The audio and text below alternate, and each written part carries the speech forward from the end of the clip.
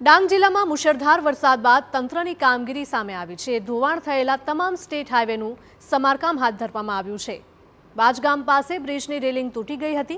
વરસાદને કારણે રસ્તા પાસે 12 ફૂટ ઊંડું ધોવાણ થયું હતું। માર્ગ અને મકાન વિભાગની ટીમ દ્વારા સમારકામ કરવામાં આવી રહ્યું છે। ગુજરાત મહારાષ્ટ્રના મુખ્ય રસ્તા શરૂ થતાં લોકોને હવે રાહત મળી છે। ઉલ્લેખનીય છે કે ડાંગ જિલ્લામાં ધોધમાર વરસાદના કારણે નદીઓમાં પૂરની સ્થિતિ સર્જાઈ હતી। તો આહવામાં 9.5 ઇંચ વરસાદ અને વઘઈમાં 7 ઇંચ જેટલો વરસાદ ખાબક્યો હતો, જેના કારણે વઘઈ સાપુતારા રોડ, પિંપરી કાલીબેલ રોડ અને આહવા પાસેના રસ્તા પર ભૂસ્ખલન અને વૃક્ષ પડવાની ઘટનાઓ બની હતી। ઘણી જગ્યાએ રસ્તાનું ધોવાણ થયું હતું, જો કે તંત્રએ સમયસર કામગીરી હાથ ધરતા લોકોને રાહત મળી છે।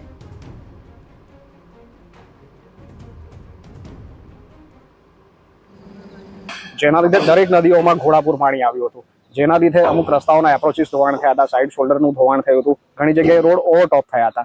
એટલે અમારા માર્ગ અને મકાન વિભાગ રાજ્ય હસ્તકના જે અગત્યના ધોરીમાર્ગો છે, ખાસ કરીને વઘઈ સાપુતારા રોડ છે, પિંપરી કાલીબેલ રોડ છે, પછી આહવા નવાપુર રોડ છે, વઘઈ આહવા ચિંચલી રોડ છે, એ દરેક માર્ગો પર લેન્ડસ્લાઇડ અને ઝાડ પડી જવાની જેવી ઘટનાઓ બનેલ, જેથી ગઈકાલથી જ અમારી ટીમો સવારે 4:30 વાગ્યાથી ફિલ્ડમાં આવીને દરેક કાટમાળ દૂર કરવાની કામગીરી હાથ ધરી હતી અને દરેક માર્ગ અને મકાન વિભાગ રાજ્ય હસ્તકના રસ્તાઓની દુરસ્તી કરેલા।